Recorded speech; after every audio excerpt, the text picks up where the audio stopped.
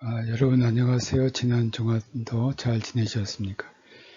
이번 주와 다음 주에 이어서 뷰리텐베르크 경건주의를 우리가 배우도록 하겠습니다. 그 양이 좀 많아서 오늘은 100개를 배우고 다음 시간에는 웨팅어에 대해서 말씀을 드리겠습니다. 뷰리텐베르크의 경건주의 전체적인 그 개요를 말씀드리겠습니다. 뷰리텐베르크 지역의 신앙은 다른 것보다 백성들의 마음에 더 깊이 자리 잡고 있고 공동체적 삶 가운데 나타난다. 예배는 열정적이고 영적 찬송들은 경건성에 전반적으로 모두 더 잘 적합하다. 이것은 할레 자연과학자이자 시인인 알브레히트 폰 할러가 1724년에 이렇게 평가한 겁니다. 경건주의 운동은 실제로 오늘까지 이어진 뿌리들을 뷰리텐베르크에서 발견했습니다. 18세기에 이 운동이 아직 소수로 머물러 있은 후에 19세기에 계속 성장했습니다. 이 점에 있어서 왜 경건주의가 독일의 다른 지역이 아닌 바로 이곳에서 오랫동안 존재하였는지에 대한 이유를 찾기는 그리 쉽지 않은 일입니다. 다른 지역에서 경건주의의 기본적인 지지 기반인 영주 가문들, 또 귀족이나 국립대학과 같은 것이 뷰리텐베르크에서는 중요한 비중을 차지하지 않습니다. 특히 옛 뷰리텐베르크의 제후들은 모두 경건주의자가 아니었습니다. 그들 대부분이 프랑스 선례에 따른 독재적인 통치 형태를 취하고 있었는데 그 지방의 경건한 자들에게 이것은 모범적인 것하고는 전혀 상이했습니다.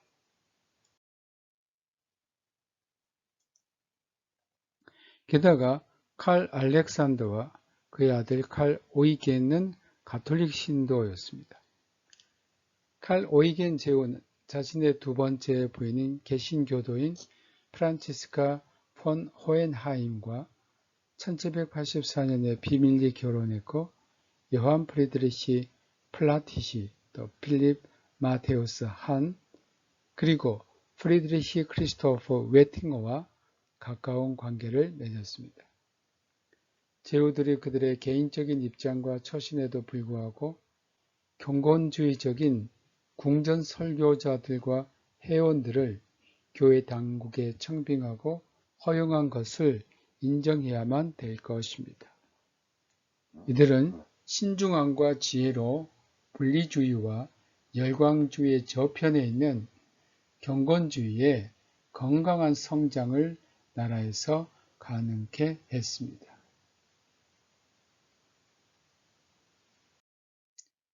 (1694년에) 칙령은 이미 슈페너적인 개혁 사상을 지지했습니다. 1706년의 칙령은 경건의 모임 콜레기아 피에타티스를 승인했으나 지역 목사가 이를 인도해야만 한다고 확정했고 분리주의적 형태에 대한 강력한 분리를 요구했습니다. 이는 분리주의자들과 새로운 논쟁으로 이어집니다. 1711년의 칙령에 있는 요한 안드레아스 호크슈테터를 통해 정해진 목적은 소동의 주동자만 강제적으로 이주시키기 위한 것입니다. 그러나 여기에는 재산의 압류도 없었고 기한할 가능성도 있었습니다.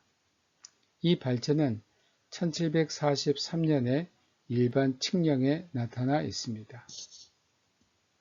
이것은 크리스티안 볼프의 제자인 종교국 의장인 게오르크 베른하르트 빌핑어에 의하여 확고한 자리를 잡았습니다.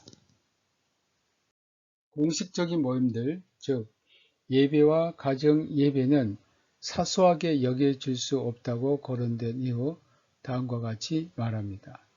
이 두 가지가 전제되는데 우리가 뜻하지 않는 특별한 집회들이다. 이것은 몇 명의 그리스도인들에 의해 영적인 행위를 목적으로 일어난 대체적으로 비판되고 금지된 것이다. 우리는 오히려 이것을 가장 신중한 분별력으로 판단하기를 원한다. 좋은 것을 보존하고 장려하나 잘못된 길은 고발하고 분리하며 우리 안에 많은 것들을 보존하는 것이다. 이방인은 경건의 모임에 참여할 수 없었고 참여자의 수는 15명으로 제한되었습니다. 평신도가 이러한 시간을 갖고자 한다면 목사에게 보고하고 해야 됐습니다. 귀족의 권위 있는 대표자들은 경건주의를 그들의 과업으로 삼지 않았습니다. 티빙겐 신학부 교수들도 경건주의 장려자로서 간주될 수 없습니다. 여기에는 아른트적 경건에 대하여 굉장히 신중함이 있었습니다. 18세기 초반에야 티빙겐에서 학생들을 위한 경건의 모임이 크리스토프 로이힐링 교수를 통해서 실행이 됐습니다. 경건주의 주 대표자는 온건한 신학자들이었고 후에는 시민들과 농부들의 대표자였습니다. 이런 형태로 세속 권세 압력과 귀족 궁전의 규정 없이 이 지역 특유의 경건주의가 발전했습니다. 첫 번째, 이 지역의 가장 대표적인 경건주의자로 요한 알브레히트 뱅겔이 있습니다. 1720년 혹은 1730년까지 비르테무르크 경건주의 교의성에 대해서는 거의 거론될 수가 없었습니다. 슈페너와 프랑케 그리고 분리주의 대표자들이 이 지역에 영향을 준 것이 있을 뿐입니다. 1713년에서 14년까지 벤켄도르프 수도학교 교장인 요한 알브레히트 뱅겔의 사역과 더불어 큰 관심을 일으키지 않으면서 이 사실은 결정적으로 바뀌게 됩니다.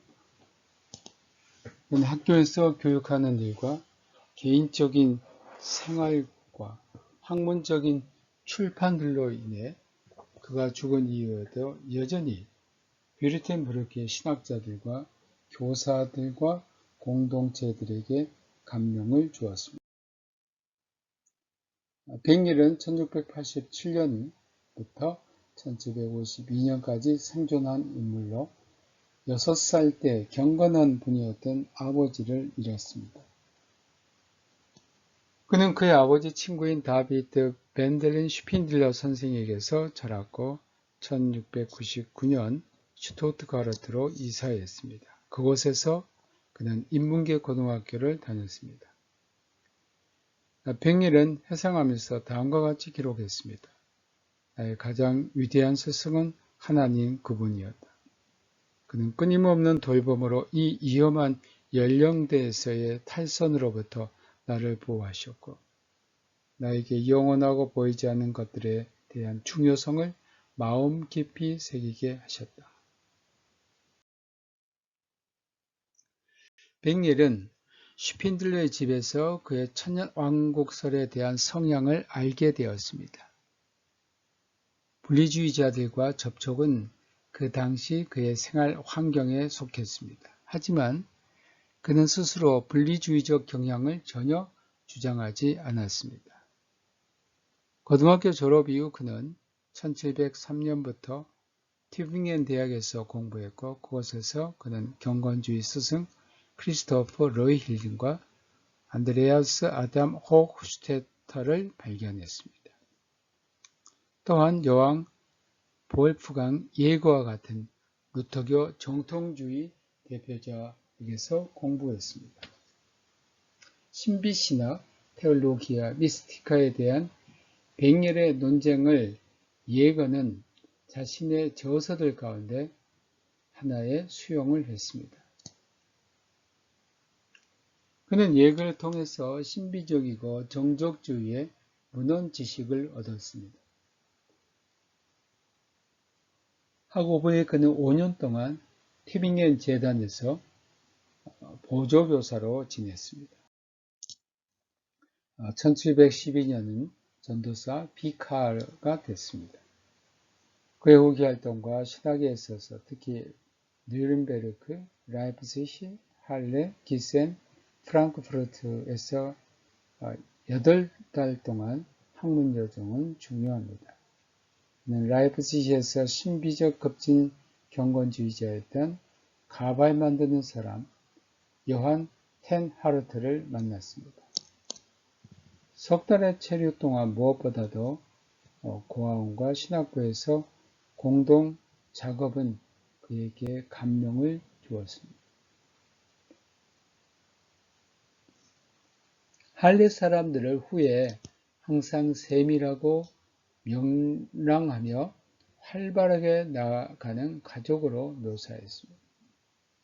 자신의 신중함을 이유로 프랑케와 가깝게 교제하는 것을 추구하지 않았습니다. 이와는 달리 프랑케는 남부 독일 여행에 덴켄도르프에 있는 그를 방문했습니다. 1713년 겨울에 덴켄도르프의 새로운 교육시설이 문을 열었습니다. 뱅겔은 가장 젊은 교사로 취임 연설을 합니다. 여기서 그는 박식함과 경건성에 대한 관계를 다루었습니다. 경건성은 박식함의 여종이 아니라 그것의 여주인이라는 것입니다. 경건한 사람은 은혜로운 하나님을 가지고 하나님을 소유하기 때문에 그는 지혜의 원천, 빛의 근원, 선의 근원, 진리의 근원을 가진다. 반년 뒤에 뱅겔은 요한나 레기나 제거와 결혼을 했고 그녀는 12명의 자녀를 낳았으며 그 중 6명이 생존했습니다. 그의 교육활동은 감명을 주는 교육적 세련됨으로 특징지어집니다. 그는 스스로 학생들에 대해 기대했던 것을 위해 철두철미하게 일했습니다. 기본 원칙은 학생들이 한 해 대략 300명 정도였는데 시작부터 왜 자신들이 덴켄도르프에 있는지에 대해 분명해야만 했습니다. 여기에 있는 이유를 알라. 디코 히. 이러한 말은 교사의 역할은 다음 격언으로 표현이 됩니다. 아이들에게 많은 설명과 요구들로 공급 과잉이 되게 하는 것은 유익하지 않다. 그렇게 하면 이런 모든 것들에 반대하며 폐쇄적이게 되고 부적절한 마음을 품게 됩니다. 셈을 만드는 사람은 물길에 장애물만을 정리하면 물은 스스로 흐른다. 뱅겔과 함께 때때로 언급될 수 있었던 간결함과 정확성은 그의 건강한 특징을 이룹니다.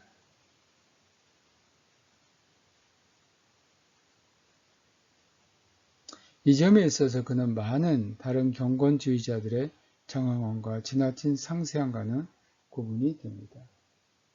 그는 성경 해석에 있어 특히 분명한 방식으로 표현했는데 할례와는 달리 그는 교육에서 놓을 여유를 주었고 벌에 대해서는 어떤 것도 지지하지 않았습니다.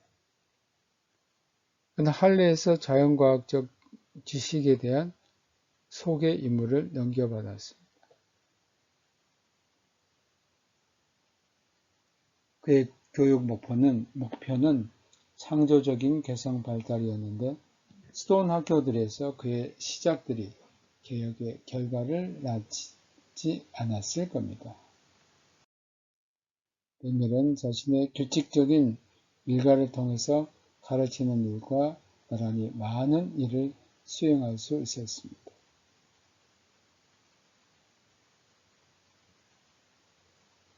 덴켄도르프를 초월한 폭넓은 인기로 인해 한 해에 대략 1200통의 왕성한 서신 교환을 했습니다. 신학 출판물이 더해졌는데 이것과 함께 백일은 오늘까지 명성과 제자군을 보장받고 있습니다. 그의 관심은 전리에 내려오는 그리스 신약 필사본이었습니다.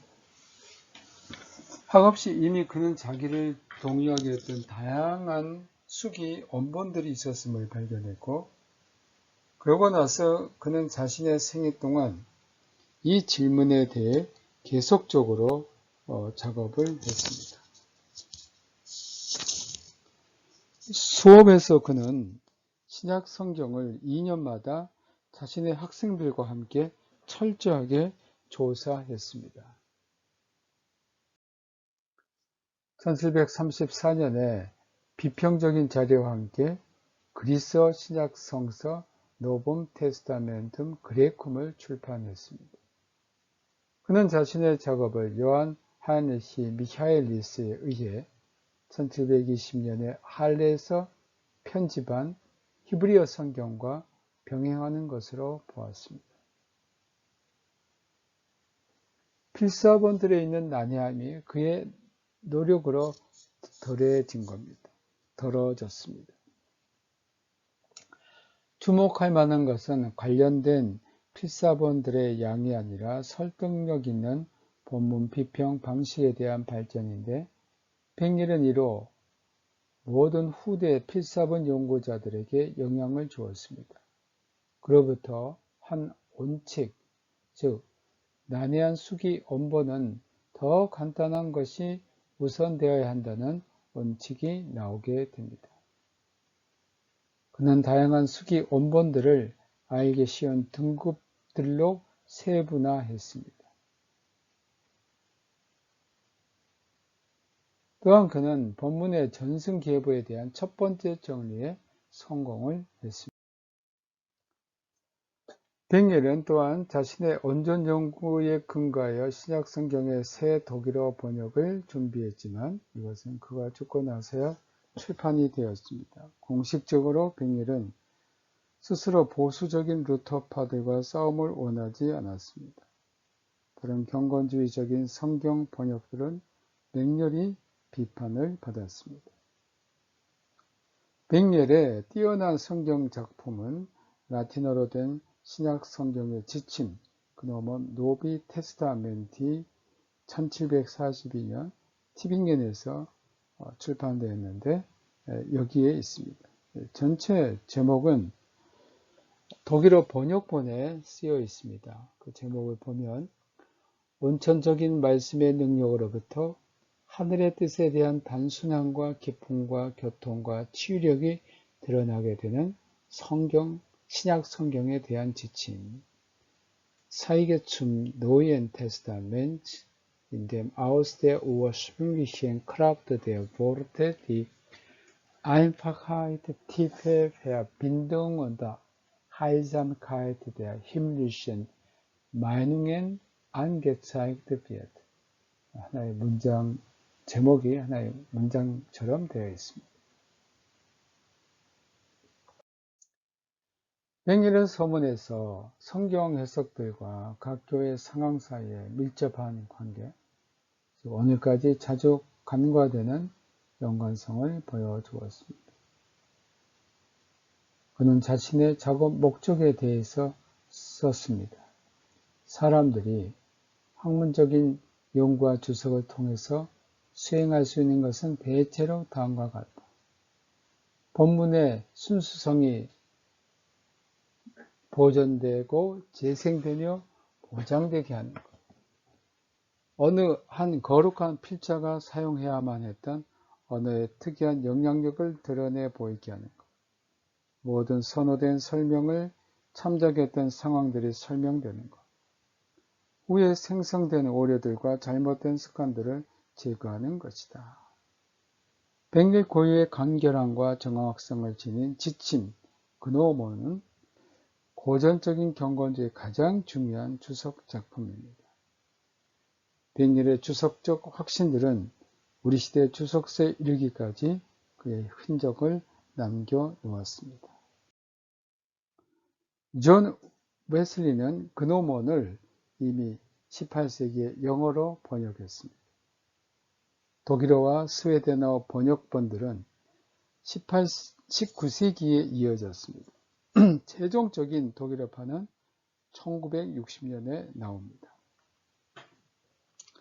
성경 구절의 원문과 때때로 이것의 변화로 출발할 때 하나의 신학적 해석이 제공되는데, 이 해석은 본문의 기원성으로부터 출발하나 또한 실천신학적인 결론들로 이끌어졌습니다.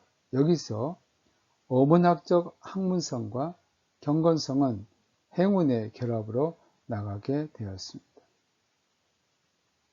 이 작품은 댕겐도르프에서 성경과 함께 여러 해 동안 집중적인 작업으로부터 생성이 되었습니다.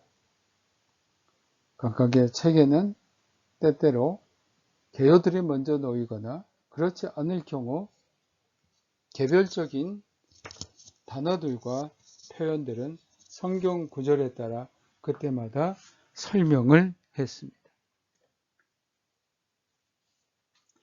빈번의 짧은 기도들이 마지막을 이루었습니다. 복음서들에 있어서 공감 복음의 개괄을 위해 일종의 조화스러운 표식이 첨가되었습니다. 이 백엘의 특별한 신학적인 관심들은 그노몬에서 말씀, 즉 마태복음 1장 족보에 대한 기록이나 히브리서 12장 24절에 드러나는데, 이 말씀에서 그는 믿는 자들에게 속죄의 현실성을 보장하는 예수 그리스도의 피, 즉 하늘에서도 변함없이 존재하는 예수 그리스도의 피를 포함하고 있습니다. 백엘은 요한 계시록에 대해 특별한 주의를 언급했습니다. 이곳에서는 해석들이 더 길어지게 되는데 근노몬의 10분의 1을 차지합니다. 굉장히 많은 양을 여기 할애를 한 겁니다. 백엘이 구속사에서 출발한 것은 왜 그가 대단한 집중력으로 계시록에 열중했는지에 대한 이유입니다. 산술적인 해석들에 대한 그의 애착은 그를 언제나 천년 왕국이 시작될 수 있는지에 대한 특별한 예측으로 인도했습니다. 그 할례에서 계시록 13장에서 16장에 대한 파울 안톤의 강의를 들었고 강의 사본도 얻었습니다.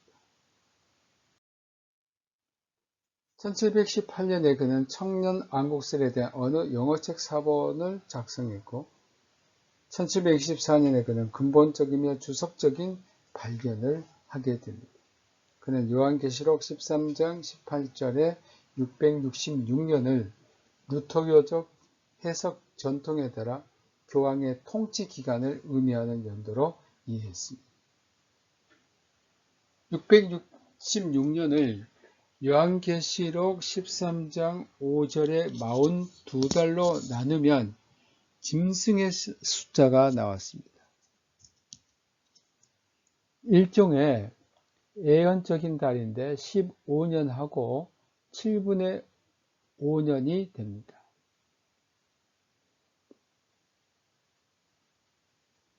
그는 이러한 계시록의 실마리를 통해 해가 진행되는 구속사적 연대기를 세웠습니다.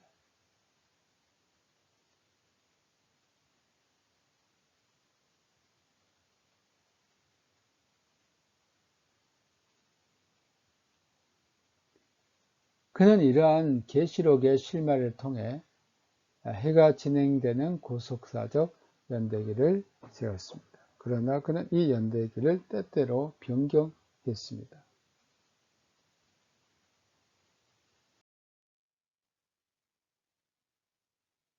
그는 교황 통치의 시작, 즉 코엘레스틴 2세의 교황 임기 시작을 1143년으로 잡았습니다. 이때 로마의 권력이 짐승에게 주어지게 되었습니다. 뱅겔의 예측은 또 다른 날짜들에 대한 수정 작업을 거친 후에 1836년 6월 16일을 천년 왕국의 시작으로 결론을 내렸습니다.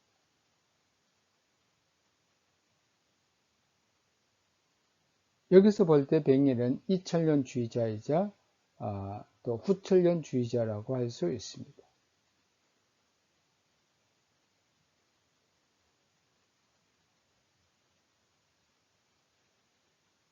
그는 두 번 계속되는 천년을 기대했고 계속되는 두 천년 왕국과 마지막 때 그리스도의 재림은 이 시간의 시작이 아니었습니다.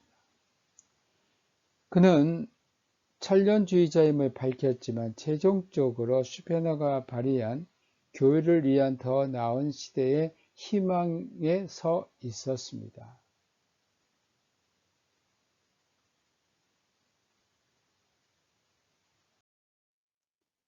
사람들은 온건한 천년주의라고 말할 수 있을 겁니다. 그는 천년왕국의 시작을 그들의 생애 가운데 기대했던 급진적 경건주의자의 종말론적 기대에 대항해 천년왕국의 시작을 19세기로 연기했습니다. 또한 두 번의 그리스도의 재림에 대해 논쟁을 했습니다. 그는 루터와 슈페너의 계승 안에서 자신의 고운 역사적 관점을 인식했습니다. 1727년 뱅겔은 성경의 마지막 책에 대한 논문들과 책들을 출판했고 이로 인해 그의 학생들에게 강한 영향을 끼쳤습니다. 뱅겔에게 티빙겐과 기센 대학 교수직 초빙은 이루어지지 않았습니다.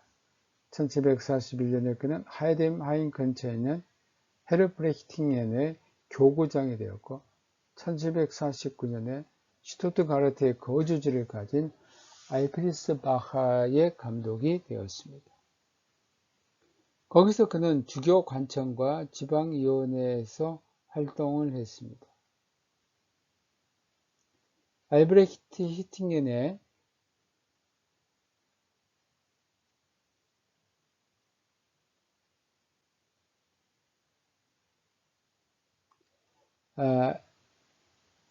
헤르브레히팅엔에 있은 1747년에는 요한과 예수 그리스도의 계시에 대한 애순계의 신앙심을 일으키는 이야기가 출판이 되었습니다. 이것은 뱅겔의 유일한 경건서적인데 그의 실천적인 노력에서 나온 것입니다. 마지막 10년간 뱅겔의 사역은 새롭게 강조할 것이 거의 없습니다. 1751년에 슈투트가르트에 왔던 중요한 비르테메르케 경건한 정치인 요한 야콥 오즈와 협력은 유감스럽게도 짧았습니다. 뱅겔은 제후에 대항해 지역의 독립성을 강화하기 위한 노력으로 모조를 지지했습니다. 뱅겔은 친첸도르프 또는 형제교회를 통해 나타난 질문들에 대한 전문가로 통했습니다. 1733년 친첸도르프가 비르텐베르크에 여행해서 덴켄도르프에 있는 뱅겔을 방문했을 때 이들은 어떤 신학적인 일침점도 있지 않았습니다. 친첸도르프는 뱅겔의 성경적 강력한 표현들을 존중했지만 묵시적인 예측과 구속사적 경륜에 대해서는 아무것도 알기를 원하지 않았습니다. 뱅겔은 친첸도르프의 추종자로 관계를 유지했지만 해를 거듭할수록 백작과는 거리를 더 많이 두었습니다. 그는 공동체 안에서 친첸도르프의 월등한 이치와 필라델피아적 초교파적 공동체 이상의 항의를 했습니다. 결국 그는 그를 거짓 선지자로 몰아세웠습니다. 하지만 백렬의 제자들에 있어 친젠드로프의 영향은 상당했습니다. 다주 헤르누트에 있었던 웨팅어는 오랫동안 갈팡질팡했고 결과적으로 주교 관청과 백렬 학파는 헤르누트파와 멀어졌습니다.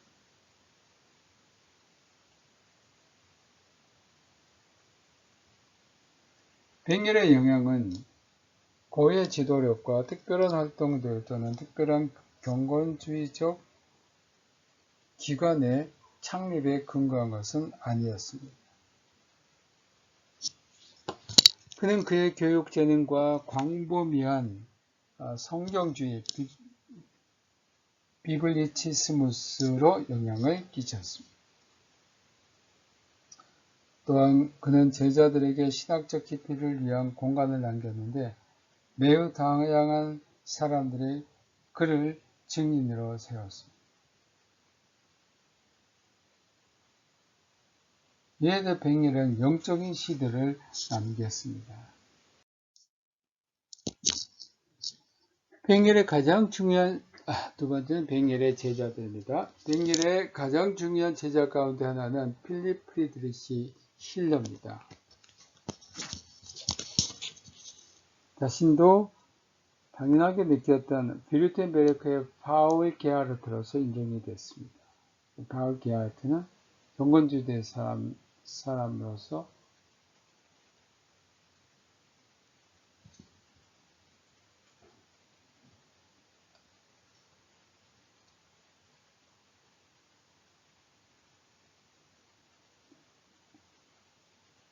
이 파울 게하르트는 사실 30년 전쟁 때 살았던 루터교의 목사로서 루터교 역사에서 가장 많은 찬송시를 작사한 루터교 목사입니다. 그래서 이 힐러를 가리켜서 비르텐베르크의 파울 게하르트다 이렇게 말했습니다. 그는 1000곡 이상의 노래를 지었고 그 영적인 노래집은 큰 명성을 누렸습니다. 또 루터교 찬송가에는 그의 많은 찬송들이 있는데 가장 유명한 것으로 원래 26절로 된 예수 그리스도는 왕으로 통치하시네가 있습니다. 이 찬송가에 수용되지 않은 소절은 다음과 같습니다. 사람들이 이 노래를 배우네. 이것은 은혜, 이것은 평화. 예수님 자신은 왕으로 행동하네. 하나님의 영이 이를 기록하였네. 죽음 너의 고통이 어디 거하느냐. 지옥 너의 승리가 지금 어디 있느냐. 1751년 이래 더 중해진 신목소리로 인해 소리를 잃었던 힐러는 더 이상 목사직을 수행할 수 없었습니다. 이로 인해 그는 찬송과 신앙적인 저서들을 위한 시간을 얻었습니다. 또 다른 백렬의 제자라 에레미야스 프리드리히 로이스는 전혀 다른 방식으로 활동했습니다. 그는 1757년 티빙겐 대학교 총장과 교수로 돌아가기 전 코펜하겐의 궁전 설교자였고 슐레스비 홀슈타인의 교구 감독이었습니다. 그는 그곳에서 비르텐베르크 신학생들의 새로운 세대를 형성했습니다. 친젠도르프와 젬르와 거리를 두었고 더 분명한 루터교적 성향을 드러냈습니다.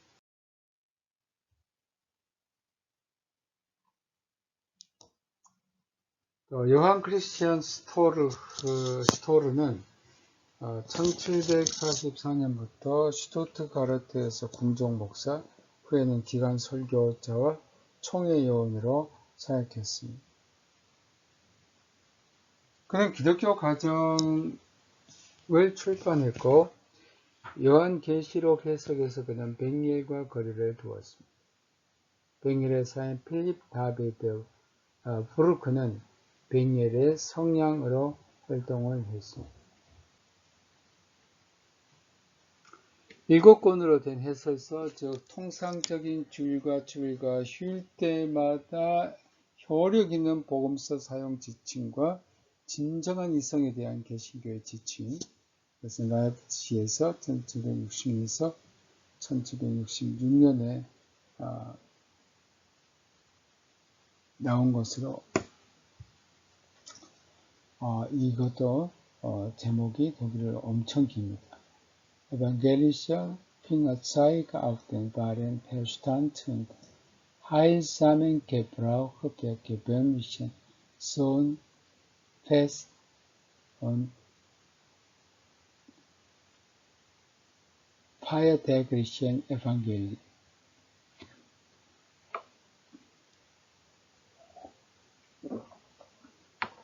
그래서 라이프치히에서 1760년 또 1766년에 나왔습니다. 그는 백일의 죽음 이후 그의 저작들의 관리를 넘겨받았습니다. 그 밖에 백일의 제자에 속한 사람으로 요한 프리드리히 클라이스티가 있습니다. 그는 책을 통해서는 적게 활동했으나 상담자와 교육들은 많은 활동을 했습니다. 그 욕심이 좋고 관대한 생활 태도와 해석 능력으로 인해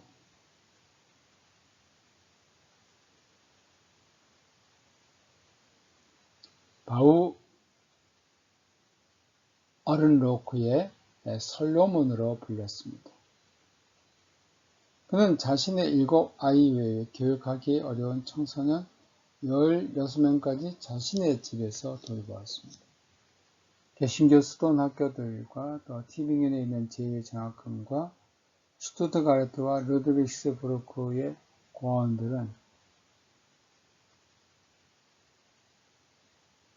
경건주의 세대들이 자랐던 중요한 기관들입니다. 마테우스 베크는 루드비스부르크 고아원에서 살겠고 1733년에 회심한 이후 그는 루드비스부르크의 경건주의적 노력들의 열매 맺는 중요한 핵심적인 인물입니다. 그로부터 루드비스부르크의 수비대 설교자이자 매우 허약한 사람이었던 이마누엘 고트롭 브라스트베르거가 영향을 받았습니다. 1766년 이래 그는 베르팅겐에 확장이 되었습니다.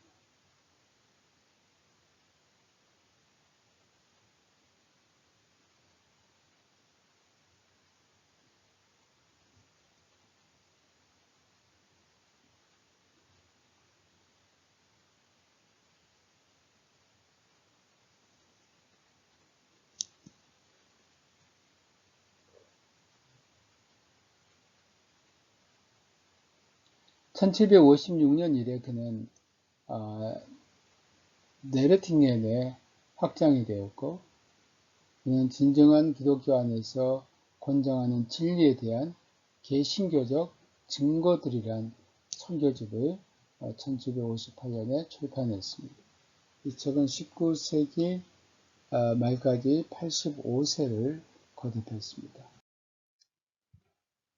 친젠돌프의 영향이 비르텐베르크에서 얼마나 강했는지 프리드리히 크리스토퍼 슈타인호퍼의 삶에 분명히 나타났습니다.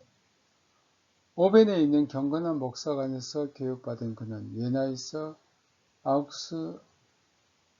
아우구스트 슈팡겐베르크를 알게 됐고 1734년에 그의 소기로 헤르누트로 갔습니다. 친젠도르프는 실패했던 목사인 그를 그곳에 데려오기를 원하지 않았습니다. 튜빙겐에서 보조교사로 짧은 시간을 보낸 후에 그는 에버스드로프에 있는 로이스 퀘스틀리치의 하인리히 29세 제국 백작의 궁전 설교자로 그리고 형제교회 추종자로 활동을 했습니다.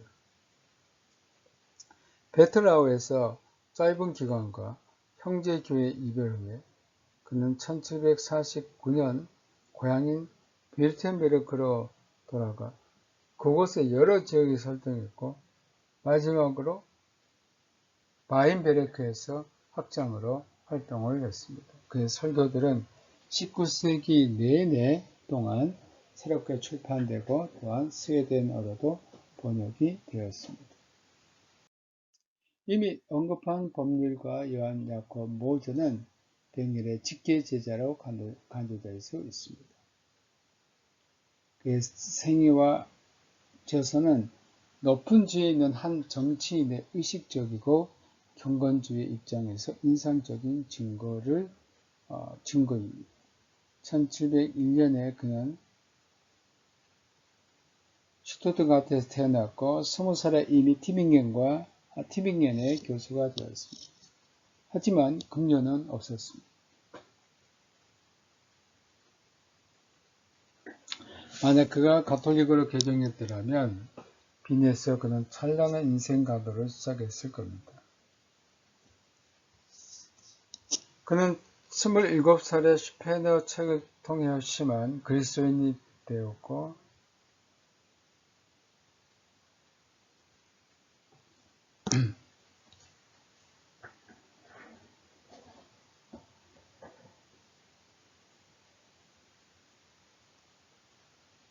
자신이 거듭난 것을 확신을 했습니다. 또 개인 지폐의 발단에 대해 그는 훗날 인상적으로 기록을 티빙겐에서 우리는 새벽에 꽤 오랜 시간 동안 금세 공업자 자이파르트 가까이 공동 기도를 위해 많은 숫자가 모여들었다.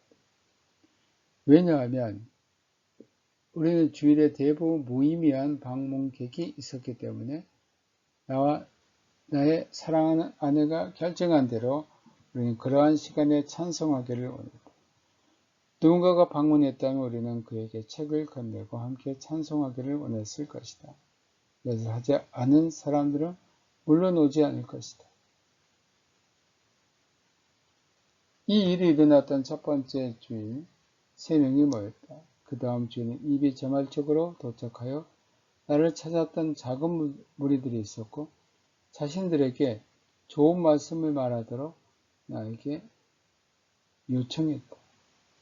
세 번째 주는 더 많이 있었고 앞으로는 저녁마다 교회 이후에 나의 집에서 멀기로 하겠다. 우리 노래를 불렀고 그 다음 신약 성경을 취하고 하나 또는 두 서너 구절을 읽었다. 그리고 원했던 사람은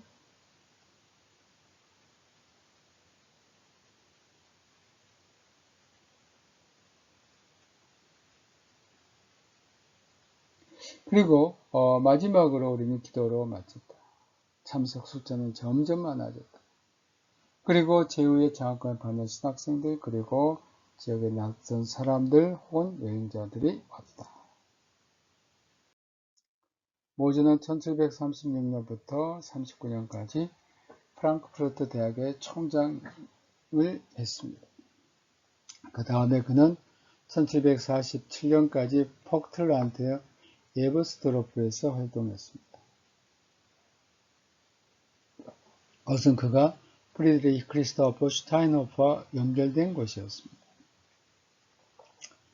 친첸도르프가 예버스트로프 교회에 더 많은 영향을 끼쳤을 때 모즈는 1751년 용사로서 슈투트가르트의 부름을 받을 때까지 홈부르크와 하나우에 있었습니다. 칼 오이겐 제후가 지역 대리 군함으로 영향력을 행사했을 때 모즈는 그를 반대했습니다. 제후는 그를 오게 한 다음 체포했고 재판 과정 없이 5년 동안 포인트빌의 독방에 감금되었습니다. 하지만 모즈의 신앙과 그의 권위에 대한 포기를 요구하지 않았습니다. 모즈가 어떤 필기 도구나 종이를 얻지 못했음에도 불구하고 그는 천개의 경건성 찬송을 지었고 그는 그것을 독방벽과 유일하게 허락된 성경책에 새겨 놓았습니다. 그리고 그는 프리드리히 2세의 간청으로 석방이 되었습니다. 하지만 그의 친구들에게는 온전한 복직이 이루어지지 않았습니다. 모저는 독일 국가법의 아버지이자 또 바람직한 국제법의 창시자로서 간주됩니다.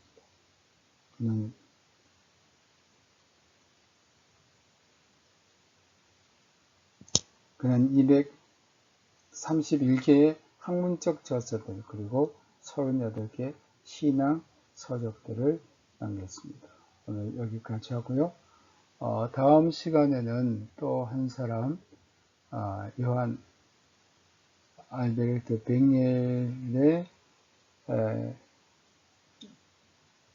제자라고도 할 수 있는 크리스토프 웨팅거에 대해서 말씀을 드리겠습니다. 안녕히 계십시오.